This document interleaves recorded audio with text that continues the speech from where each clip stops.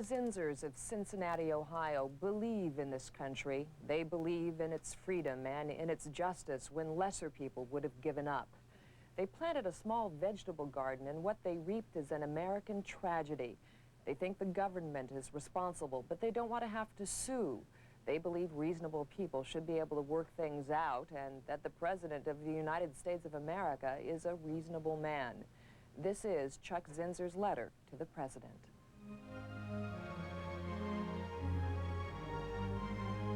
They did not choose to live in Cincinnati proper.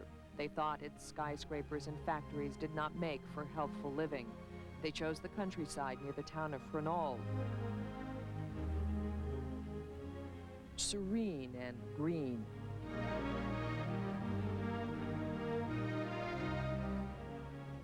Where dairy cows graze beside sparkling brooks. The Zinzers chose organic gardening as a family pastime. They would bring their youngest children, Sam and Louie, and share the feel of the good earth. From their plot, they would hear a distant whistle blow 2 miles away at the Feed Materials Production Center in Frenol. Probably it produced food for farm animals, they thought. Agriculture here was a source of community pride. But now Chuck Zinzer thinks differently. Dear Mr. President and Mrs. Bush, this is a very difficult letter for me to write. How do you talk to a president? I will try to be as informal as I can and hope that's okay with you. I started gardening near the... They tried growing a little bit of everything. They didn't use chemicals and pesticide. Still, the vegetables thrived, especially the tomatoes, and they enjoyed the harvest. The food seemed to taste better when they prepared it in the kitchen. They felt comforted because it seemed fresher and pure. They felt proud because they raised it themselves. In the beginning of the 1986 gardening season, Sam was diagnosed in April with acute lymphoblastic leukemia. The word stung. Leukemia. The prognosis. He would live for 5 years. That was 3 years ago. Already Sam seems older than his 11 years. He is withdrawn and tired. Playing cards is his favorite pastime. So we played and we talked. Tell me about the chemotherapy, like when you go in for your treatment, what happens? Well, they put an IV in my hand. You can see the scars right There's a there, mark. in there. And sometimes they put it in this hand. What do you feel right after the IV goes in? You feel it go and it's real cold and it bugs you. Yeah. You know, sometimes it makes you sick and that's even worse. We gardened from 84 to 85, no problems. In the spring of 86 was when things started changing for us. So we went to church on Easter Sunday, and Sam wanted me to comb his hair as he got out of the car. And when I did, I was running the comb through his hair, and he kind of winced, said he had a sore in his head. So I checked it out, and he had like a little cyst-like bump. They told me that I had something very bad and that it could kill me. But my dad told me to hang in there and try and listen to the doctors. And Were you scared when he first told you? a little, yeah. Well, maybe more than a little, yeah. Are you still scared?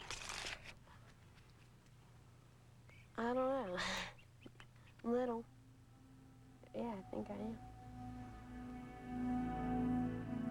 Lewis followed in May with a Ewing sarcoma bone tumor in his lower left leg. My 2 youngest sons, Samuel and Lewis, were diagnosed with cancer. Louis now seems younger than his 5 years. He wouldn't sit still long enough for an interview. Instead, he preferred to climb a tree with steely determination. At the age of 2, he lost his leg to the cancer. And the night before the operation, I knew he wouldn't see his leg ever again, so I says, well, Louis, when you wake up, you're not going to have your leg on. I want you to say goodbye to your leg now. So he reached down and he patted his left leg and he said goodbye. And then he looked at me and he says, the doctors are going to give me a plastic leg with plastic toes. And he held up his left leg, and I said, yeah.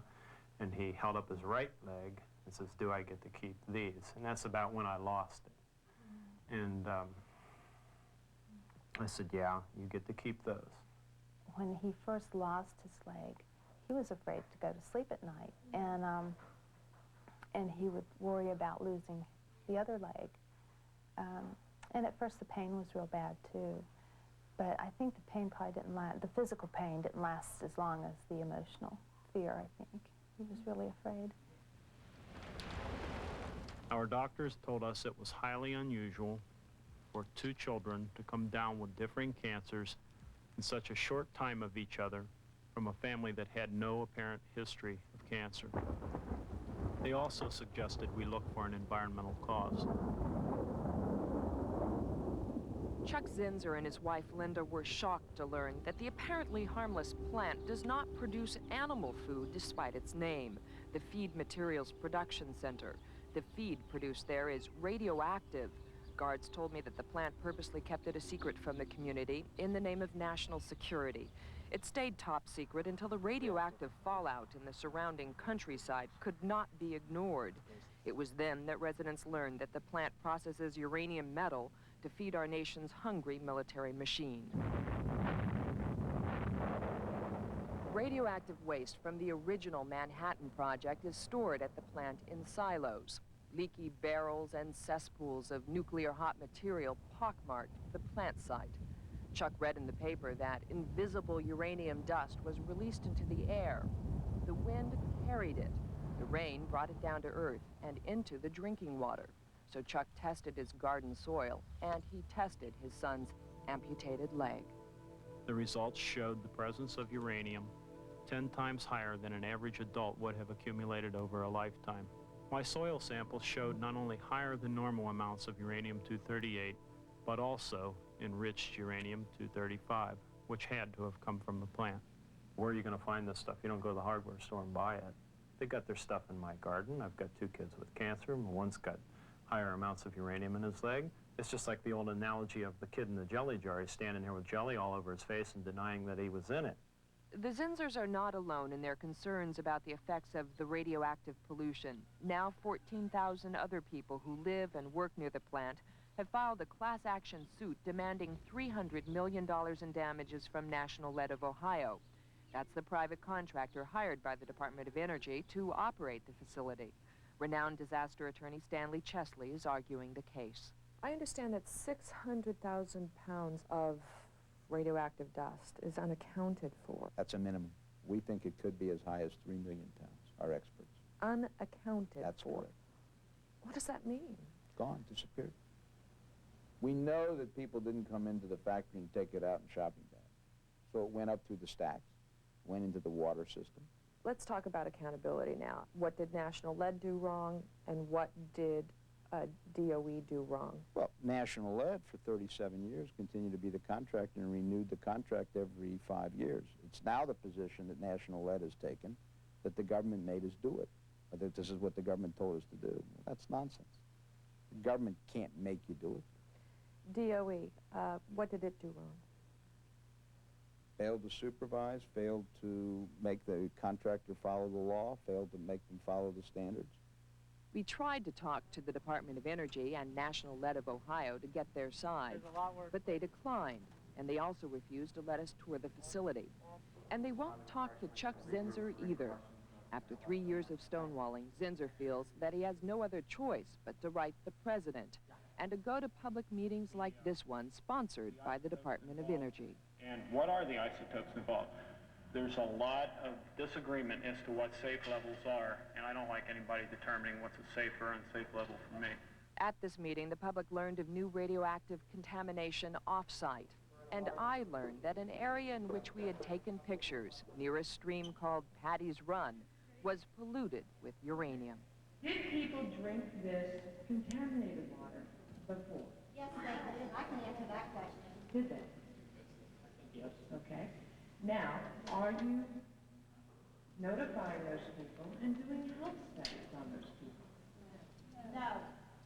There is no direct outplay being done. The Department of Energy has admitted at public meetings and in court documents that radioactive materials were released into the air, water, and soil. But they deny any connection with the Zinsser family's cancers. No, it makes me angry and Linda too. We allow people to make mistakes. Even a serious, crucial mistake like this, they're blowing the stuff all over the environment out there.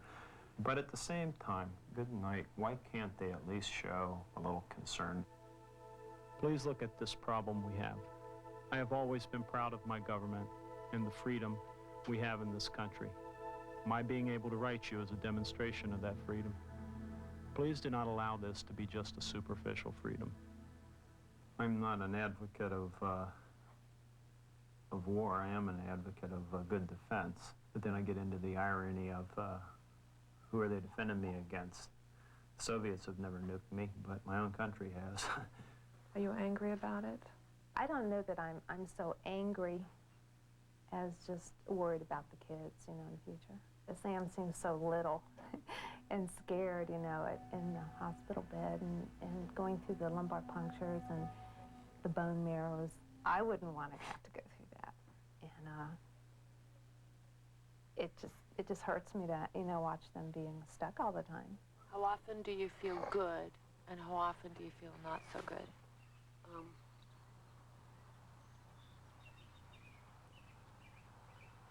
I feel good more than I feel bad. Because I only go to the hospital once a week. About every Wednesday. Are you scared of dying?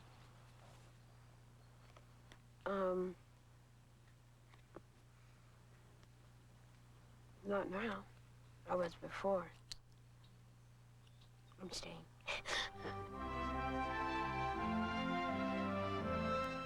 If you are ever in Cincinnati, you are invited to a good country breakfast here at the house. Linda makes great biscuits and sausage gravy. I will also say we're praying for you, asking God to help you direct this country through all of its problems. We wish you the best. Sincerely, Chuck Zinsser. We delivered Chuck Zinsser's letter to the White House. An administration official told us she was moved and wanted the president to read it. We'll keep you posted on his response. Meantime, the cleanup in and around the plant is expected to cost $5 billion and will take an estimated 20 years.